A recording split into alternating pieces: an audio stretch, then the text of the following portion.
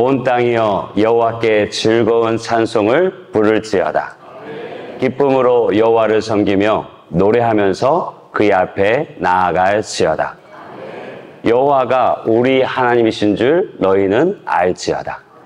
그는 우리를 지으시니요 우리는 그의 것이니 그의 백성이요 그가 기르시는 양이로다. 감사함으로 그 문에 들어가며 찬송함으로 그의 궁전에 들어가서 그에게 감사하며 그의 이름을 송축할지어다. 여호와는 선하시니 그의 인자하심이 영원하고 그의 성실하심이 대대에 이르리로다. 아멘.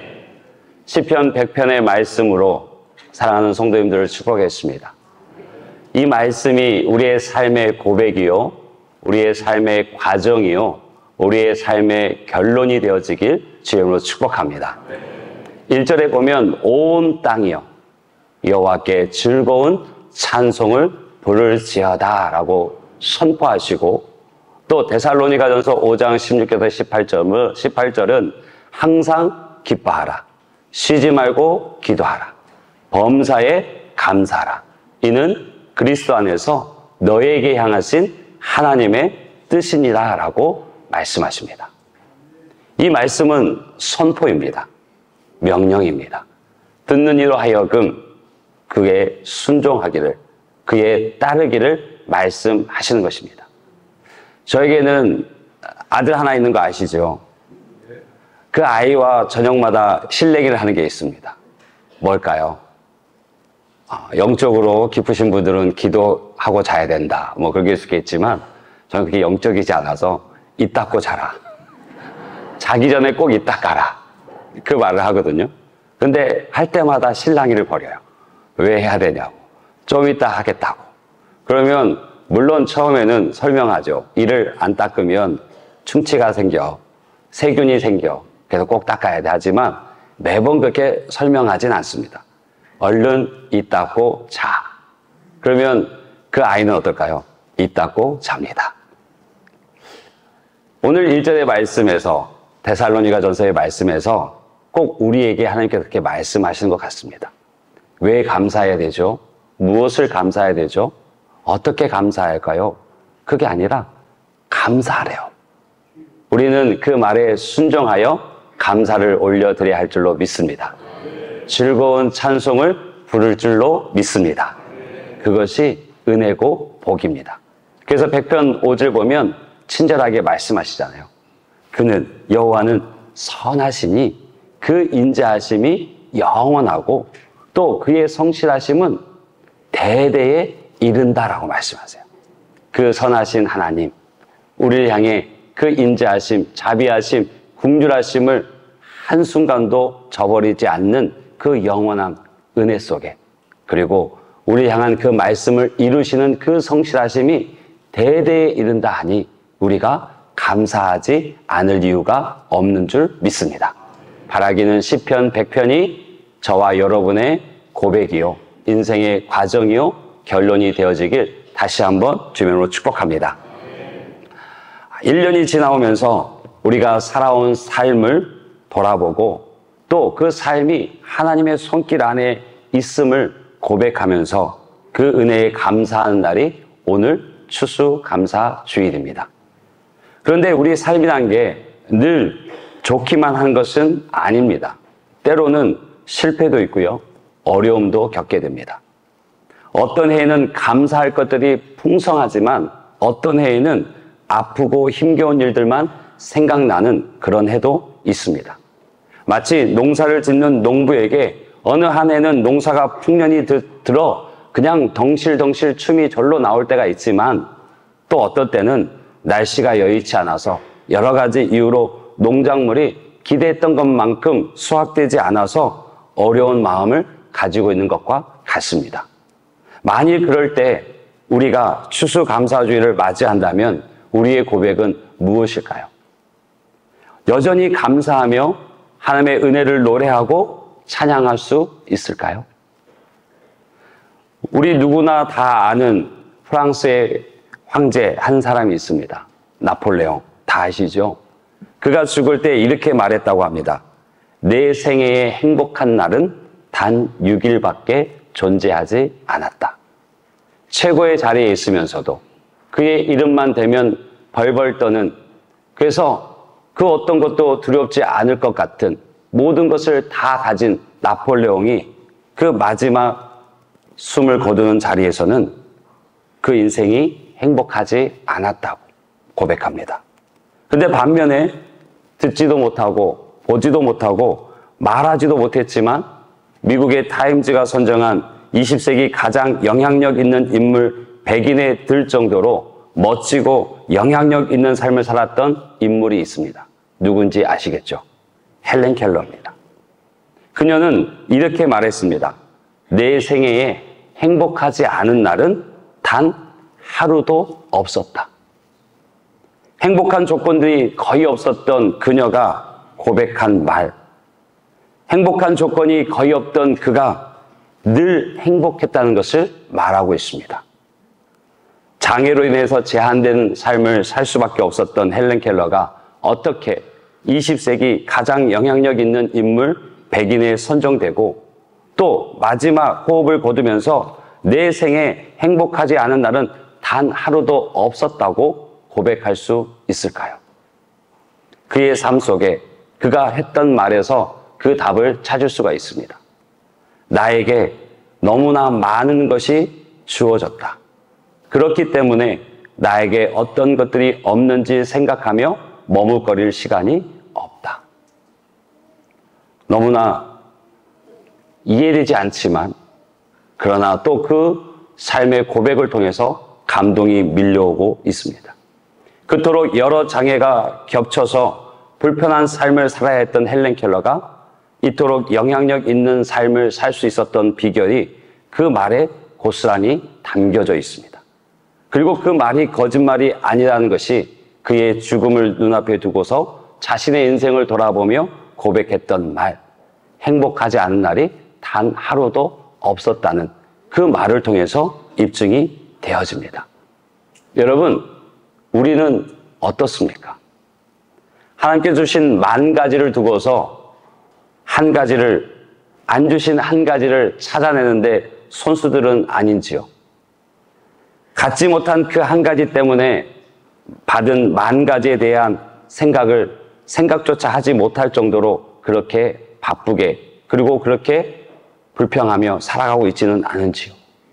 갖지 못한 것에 집중하느라 바로 그것 하나 때문에 인생의 걸림돌이 되어서 내 인생의 진도가, 믿음의 걸음이 멈춰져 있는 것은 아닌지요? 헬렌 켈러, 나폴레옹의 차이, 헬렌 켈러와 불평이 많은 사람의 차이는 주신 내용물의 차이가 아니고 삶에 대한 태도의 차이였습니다. 감사의 태도가 그들의 인생을 바꾸는 차이였습니다. 오늘 나는 어떤 사람에 해당되십니까? 여러분, 교회에 다니면서 이 말 한 번쯤은 다 들어보셨을 것 같습니다.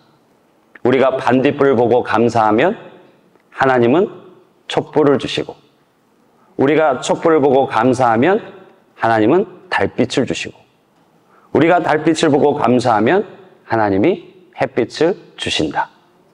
들어보신 적 있으시죠? 역시 들어봤지만 안 들어본 척. 감사합니다. 즉, 감사는 미래를 더욱 밝혀줍니다. 또 반면에 불평은 미래를 더욱 어둡게 합니다. 그러면 오늘 나는 미래를 밝히는 사람입니까? 미래를 어둡게 하는 사람입니까? 여러분, 감사는요, 선택입니다. 더 정확히 말하면 믿음의 선택입니다. 유대계 정신분석학자 빅터 프랭클, 그는 이렇게 얘기합니다. 한 인간에게서 모든 것을 빼앗아 갈 수는 있지만 한 가지 자유는 빼앗아 갈 수 없다. 그것은 어떤 상황에 놓이더라도 삶에 대한 태도를 선택할 수 있는 자유이다. 삶에 대한 태도를 선택할 수 있는 자유. 이 말은 본인의 이야기를 두고, 본인의 삶을 두고 한 이야기입니다. 그는 유대인이라는 이유만으로 아우슈비츠 수용소에 갇혀서 죽음의 문턱을 넘나들었습니다. 여러분, 상상해 보십시오. 그 수용소에 갇혀 있는 것만으로도 그 자유가, 그리고 그의 모든 것이 박탈되어진 그런 곳이지만, 아우슈비츠 수용소 같은 경우는 가스실로 유명합니다. 독일 나치가 그 유대인들을 사람으로 여기지 않았고 인권은 어디서도 찾아볼 수 없었습니다. 그러니 같이 있던 이들이 어느 날 갑자기 호출을 당하고 나아가서 가스실에서 죽습니다. 때로는 가까이 있는, 때로는 마음을 두고 의지했던 사람들이 그렇게 언제 불려나갈지 모르고 언제 죽을지 모르는 그런 공포와 두려움이 있는 상황. 그런데요, 그런 상황 속에서 빅터 프랭클은 하나의 놀라운 사실을 발견합니다. 많은 유대인들이 가스실에 들어가기 전부터 이미 죽은 모습이라는 거예요. 무슨 뜻입니까? 그만큼 공포가, 절망의 그림자가 강하게 엄습했지만 이미 그들은 숨만 쉬고 있을 뿐 죽어 있는 상태였다는 것입니다. 그 두려움에 눌려서, 그 공포에 질려서 아직 그에게 호흡이 있음에도 불구하고 숨만 있다 뿐이지 이미 죽은 모습과 다름이 없는 그런 삶을 살았다는 것입니다. 그때 프랭클은 스스로 무너지지 않기 위해서 희망을 불태웁니다. 그는 우연히 발견한 깨진 유리 조각을 숨겨서 매일 자신의 얼굴에 면도를 합니다. 깨진 유리 조각으로 면도하니 얼마나 많이 베이고 아프겠습니까? 그런데 그것을 멈추지 않습니다. 수용소 생활에 주어진 제수복 한 벌, 그 한 벌을 부지런히 빨아입고 깨끗하게 입습니다. 하루 주어지는 그 빵 한 덩어리, 그 하나를 먹으면서 운동을 게을리지 않습니다. 지금 언제 불려가 죽을지 모르는 그런 인생의 상황 속에 있는데, 아니, 그런 모습이 그 수용소 안의 모습인데, 그는 마치 내일이라도 나갈 사람처럼, 마치 무언가를 큰 일을 행할 사람처럼 그 자신을 정돈하고 깨끗이 하고 의지를 불태웁니다. 매일 그 똑같은 일을 반복했습니다. 죽음의 그림자가 드리워진 그 수용소에서 절망하며 살지 않겠다고 그는 결심했고 그런 삶의 태도를 선택했습니다. 그렇게 환경을 뛰어넘기 위한 그의 몸부림은 결국 그를 살게 했습니다. 독일 나치가 자신의 몸을 수용소에서 감금할 수는 있었지만, 그가 가진 외적인 것들을 다 빼앗아갈 수는 있었지만 희망을 향한 삶의 태도만큼은 빼앗아가지 못했다고 그는 고백합니다. 그 태도를 빼앗기지 않으니 그것이 죽음의 수용소에서 살아남을 수 있는 능력이 되었습니다. 여러분, 요즘 다니엘 기도에 우리 성전에서 함께 모여서 뜨겁게 찬양하고 또 뜨겁게 부르짖어 기도하고 있습니다. 매일매일 그 단위에 서는 강사분들의 그 간증을 들을 때 참 많은 도전도 은혜도 주어집니다. 그 중에 14일차 지난 목요일에 간증자였던 한국사 일타 강타인 전한길 강사님의 그 내용이 참 가슴에 오래 남습니다. 그는 큰 입시 학원을 차렸습니다. 선생님이 100여 명이나 되고 또 출판사도 직원이 20명이나 되는 출판사를 세워 운영했습니다. 그런데 그는 3년 만에 망하고 맙니다. 모든 빚을 청산하고 부도 처리를 하고 나서도 24억이라는 빚을 지게 되어집니다. 그런데 그가 죽지 않고 살아 견딥니다. 여러분, 24억 가늠이 되십니까? 그 정도쯤이야. 저는 24억보다 2,400이 더 커 보입니다. 24억보다 2억 4천이 더 커 보입니다. 일반 사람들이 24억의 빚을 졌다면 지기도 어렵지만 다시 갚는다는 거 정말 쉽지 않습니다. 근데 그는 10년 만에 그 빚을 다 갚고 또 지금은 그 이름만 대면 다 알 수 있는 스타 강사가 되어졌습니다. 그는 자신의 그런 절망적인 상황 속에서 자신이 그냥 그대로 내버려지는 것을 원치 않았습니다. 그의 고백에 따르면 그 인생이 바닥에 떨어졌을 때 그는 세 가지를 결심했습니다. 그 첫 번째가 무엇이냐면 스스로를 타락시키지 않겠다. 보통 그렇게 큰 성공을 이뤄가던 이들이 넘어지면 부도를 맞게 되어지고 빚에 깔리게 되어지면 대부분의 사람들은 술에 의지하고 담배에 의지하고 마약에 손을 대어서 자기 자신을 분노에 억울함에 여러 가지 화로 내어버리는 경우가 참 많습니다. 그런데 그는 그렇게 살기를 원하지 않았습니다. 스스로를 자책하지도 않기로 결심하고 또 이것이 누구 탓이라고 원망하지 않기를 결심하고 또 이 일로 인해서 내 인생이 끝이 아니기에 나 스스로를 망가뜨리지 않기를 결심합니다. 선택합니다. 그리고 그렇게 살아갑니다. 그러면서 독립운동가이자 교육자였던 안창호 선생님의 그 삶의 영감을 받아서 인생의 10계명을 만들고 그것을 읽으며 그렇게 하나하나를 이루며 살아갑니다. 근데 그 말씀, 그 10계명이요. 다 하나님의 말씀이에요. 시편에, 잠언에 그 삶의 실제적인 말씀을 적어두고 그 안에 자기가 어떻게 살아야 할까를 다지는 그 10계명을 읽습니다. 10년을 버티면서. 그가 간증한 시간은 2시간이 채 되지 않습니다. 1시간 반 정도 될까요? 10년의 시간을 1시간 반에 고백했지만 여러분 10년의 시간을 24억의 빛을 떠안고 살아간다고 생각해 보십시오. 매일의 삶이 순간의 그 무너짐을 견뎌내는 것이 결코 녹록지 않습니다. 그는 마치 죽을 듯이 살아냈습니다. 그러면서 그가 두 번째 결심한 것은 무엇이냐면 가족을 지킨다였습니다. 어떠한 경우에도 그 가족을 지킨다. 그래서 그 힘든 상황을 자녀들이 다 안 것이 10년 뒤였습니다. 아버지가 그렇게 힘들었는지 어떤 상황에 놓여서 어떻게 살아왔는지를 자녀들에게까지 그 인생에까지 영향을 주고 싶지 않아서 그는 가정을 지키는 그런 아버지의 모습을 택하고 살아냈습니다. 그리고 세 번째 결심이 신앙의 절개를 지킨다는 거였습니다. 어떤 상황 속에서도 신앙의 절개를, 그 신앙을 내버리지 않겠다고. 그래서 쉬운 길이 아닌 정도를 걷겠다며 10년을 걸어왔습니다. 저는 우리 성도님들 보지 못하신 분이 있다면 14일자 전한길 그 강사님의 간증을 꼭 한번 보십시오.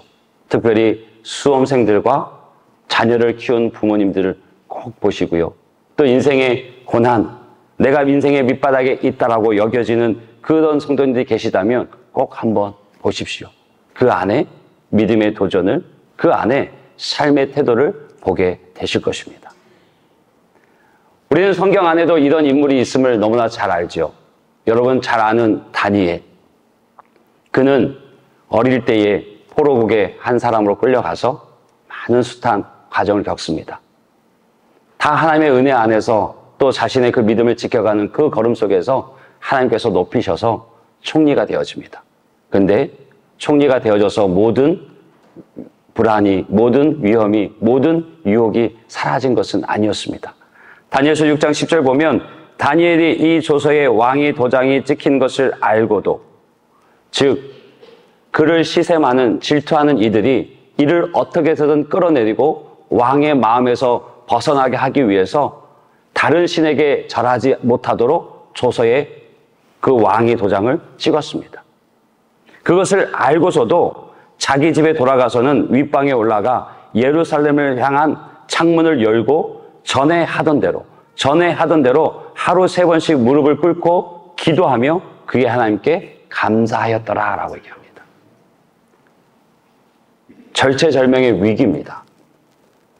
자신이 지금 누리고 있는 모든 지위와 권세와 부를 다 잃어버린 것은 물론이고 생명까지도 위태로운 그 순간, 그는 두 가지 갈림길에서 하나를 택해야만 했습니다.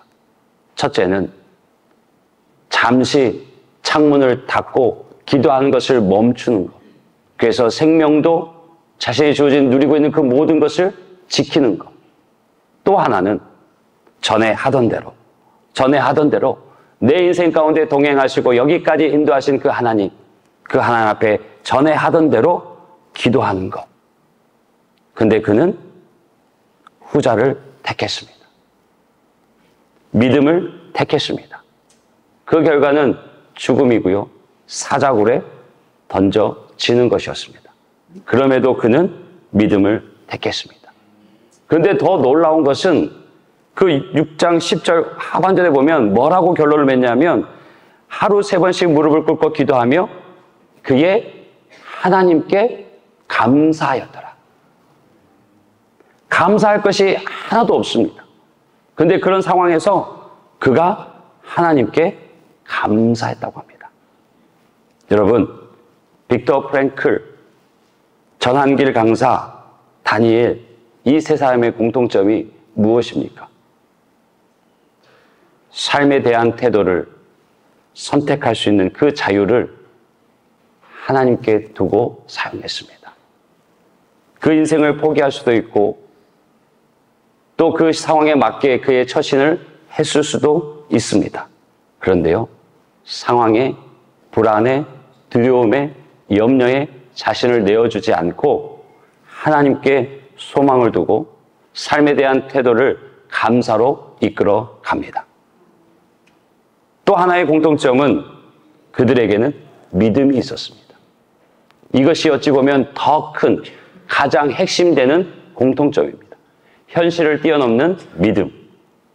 그들은 그 믿음을 붙잡았습니다. 그 믿음이 하나님께 감사를 선택하게 했고 그 감사가 능력이 되어져서 그 감사가 저들을 살리는 은혜의 통로가 되어집니다. 바라기는 우리 귀한 성도님들이 삶에 대한 태도의 그 자유를 하나님께 두고 믿음을 붙잡고 나아가는 믿음의 사람들, 감사의 그 기적의 주인공들 되시길 주님으로 축복합니다. 오늘 우리가 함께 읽은 골로새서 2장 6절 7절의 말씀은 사도 바울이 믿음의 지체들에게, 성도들에게 준 말씀입니다.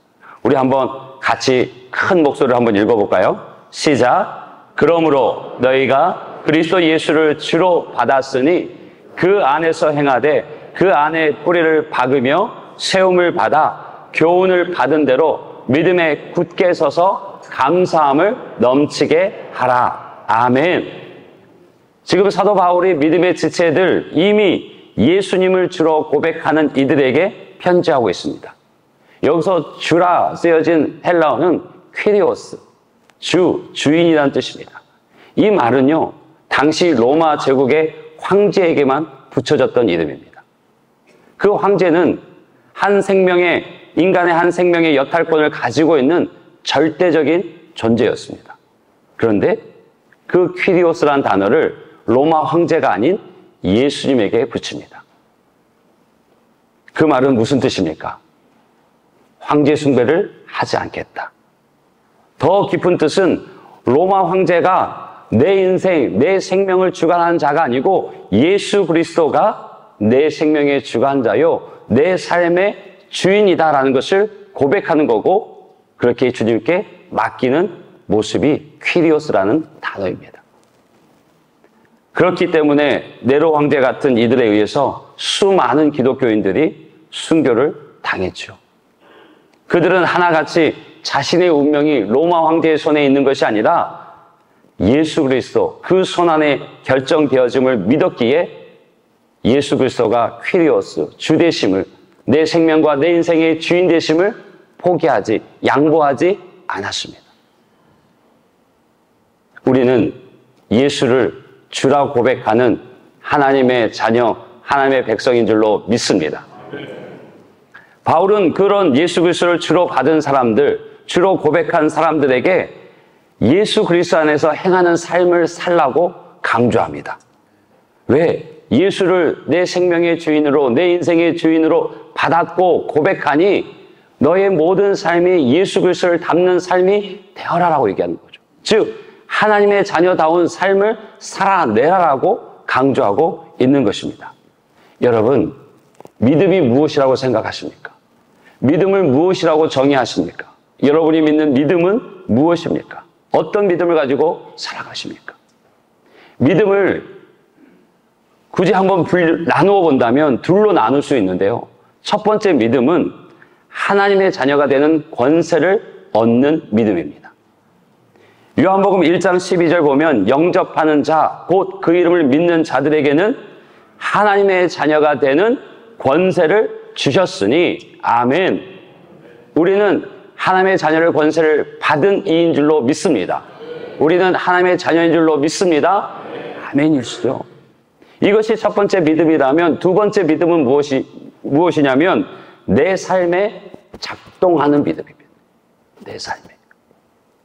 즉 하나님의 자녀를 하나님의 자녀답게 살아가게 하는 그 믿음. 그 믿음이 내 삶에 작동하는 믿음입니다. 히브리서 11장 1절 보면 믿음은 바라는 것들의 실상이요 보이지 않는 것들의 증거라고 얘기합니다. 안 보입니다. 아직 이루어지지 않았습니다. 그런데 바라는 것의 실상이고 보이지 않는 것의 증거라고 얘기합니다. 이것은요, 그냥 믿음이 막연하고 추상적인 것이라고 말하는 것이 아닙니다. 실상과 증거는 삶의 근거를 두고 있습니다. 내 삶에 이루어지는 것을 눈으로 본 것 같이 보는 거죠. 마라톤을 달리는 사람들이 무엇을 꿈꾸며 달릴까요? 결승전을 통과하는 것. 피니시 라인을 통과하는 것. 그것이 그들의 꿈이지 않습니까? 그것을 현실처럼 바라보고 오늘 그리고 이 순간 한 걸음 한 걸음 내딛습니다. 그것을 보지 못하면 한 발자국도 뛰지 못합니다. 믿음은 꼭 그와 같습니다. 막연한 것이 아닙니다. 구름 잡는 뜬구름이 아닙니다. 오늘 내 삶의 근거를 두고 보여지는 실상이고 이루어질 증거인 줄로 믿습니다. 그래서 바울은 로마서 1장 16절에 내가 복음을 부끄러워하지 아니하노니 이 복음은 모든 믿는 자에게 구원을 주시는 하나님의 능력이 됨이라. 아멘. 복음이 예수 그리스도가 그를 믿는 그 믿음이 모든 믿는 자에게 구원을 주시는 하나님의 능력이라고 얘기합니다. 내 삶을 바꾸는 능력, 죽음에서 생명을 옮기는 능력, 연약한 질병에서 연약한 육체의 질병을 고치는 능력, 내 삶에 무너진 자리에서 세우는 능력, 그것이 복음이고 그것이 하나님의 능력이라고 고백합니다. 여러분, 믿음은요, 실제적인 능력입니다. 그것이 믿음이고 그것이 복음입니다. 그것이 예수 그리스도를 주라 고백하는 이들의 삶의 걸음인 줄로 믿습니다. 여러분, 내게 있는 믿음이, 내게 있는 복음이 내 삶 속에, 내 인생에 얼마나 작동하고 있는지 한번 점검해 보십시오. 내 삶 속에서, 직장에서, 아니면 속썩이고 있는, 나를 애먹이고 있는 그 자녀를 앞에 두고 또 병을 만나 힘든 현실 앞에서 복음이 진짜 소망이 되는지, 버거운 내 삶의 무게를 견뎌갈 힘이 되는지, 불평과 원망밖에 나오지 않는 그 현실 속에서 감사의 자리로 감사의 기도가 나오게 하는지 한번 돌아봐 보십시오. 나를 구원한 그 믿음이 나의 삶을 변화시키는 줄 믿습니다. 믿음은요, 능력입니다. 감사는 능력입니다. 또한 감사는 믿음입니다. 사도 바울이 오늘 본문에서 얘기합니다. 그렇게 예수를 주로 받고 그래서 하나님의 자녀된 권세를 얻고 그 안에 작동하는 믿음으로 믿음의 길을 걸어가는 너희들아, 하나님의 자녀답게 믿음의 사람답게 살아가자. 그것을 어떻게 비유하냐면 식물과 건축에 비유해요. 주 안에서 뿌리를 내리라고. 그것이 무엇을 얘기합니까? 생명수 대신 예수 그리스도에게 뿌리를 내리라고 얘기합니다. 시편 1편에 시냇가에 심은 나무와 같이 그 뿌리를 생명수 대신 예수 그리스도에게 내릴 때 그 잎이 마르지 않고 풍성한 결실이 있는 것처럼 그렇게 너의 믿음의 뿌리를 예수 그리스도 안에 내리라고. 또 예수 그리스도 안에 세움을 받으라고 얘기합니다. 마태복음 7장에 나오지요. 모래 위에 지은 집과 반석 위에 지은 집. 믿음의 반석 대신 예수 그리스도 위에 그 믿음을 세우라고. 그 삶을 세우라고 얘기하고 있습니다. 그러면서 결론적으로 교훈을 받은 대로 믿음에 굳게 서서 감사함을 넘치게 하라고 권면하고 있습니다. 여러분, 믿음 위에 굳게 서십시오. 감사하되 넘치게 하십시오. 그것이 믿음이고 그것이 하나님 기뻐하시는 모습인 줄로 믿습니다. 여러분, 감사할 수 있는 상황이 감사를 낳는 것이 아니라 감사하기로 결단하기 때문에 감사할 수 있습니다. 여러분, 그래도라는 섬이 있다라는 김승희 씨의 시를 주보에 적어 넣었습니다. 한번 보시면 가장 낮은 곳에 젖은 낙엽보다 더 낮은 곳에 그래도라는 섬이 있다. 그래도 살아가는 사람들, 그래도 사랑의 불을 꺼뜨리지 않는 사람들, 세상에서 가장 아름다운 섬 그래도 어떤 일이 있더라도 목숨을 끊지 말고 살아야 한다고.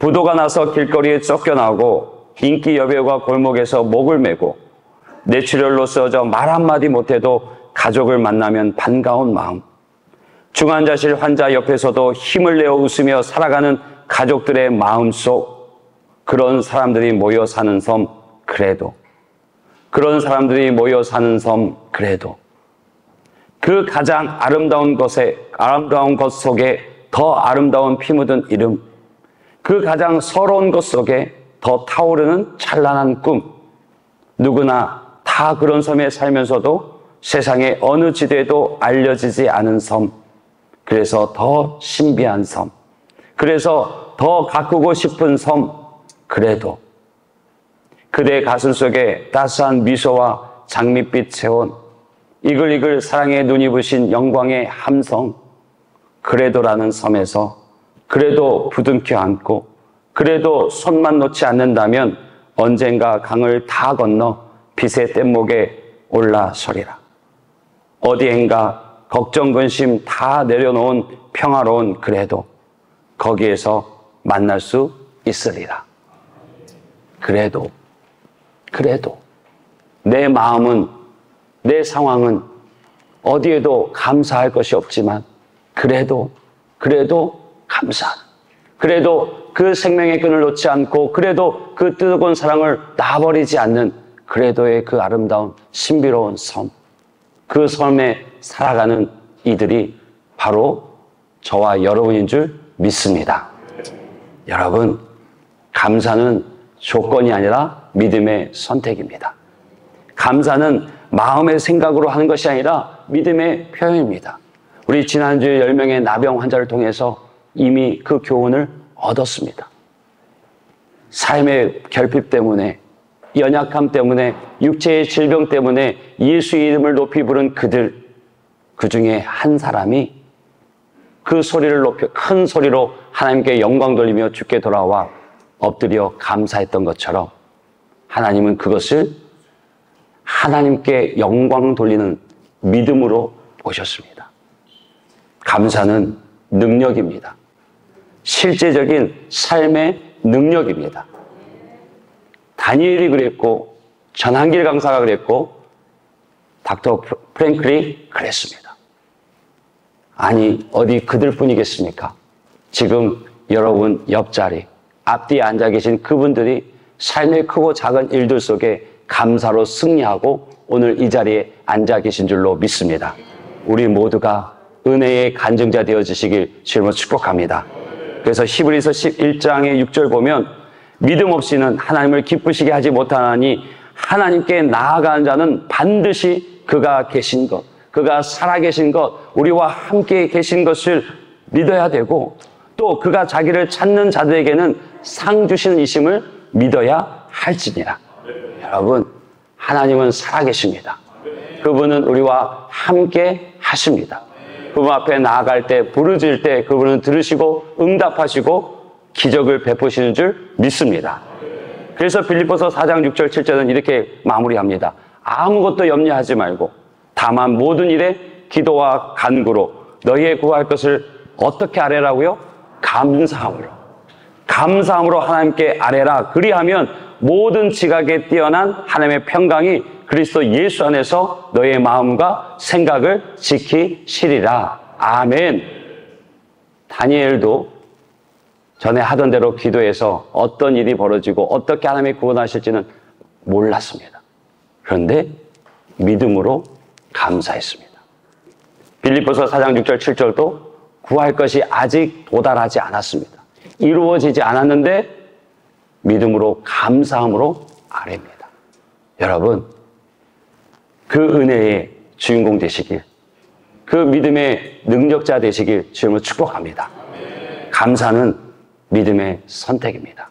감사는 믿음의 표현입니다. 감사는 실제적인 삶의 능력입니다. 그 믿음으로 살아가는 저와 여러분 되시길 주님을 축복합니다.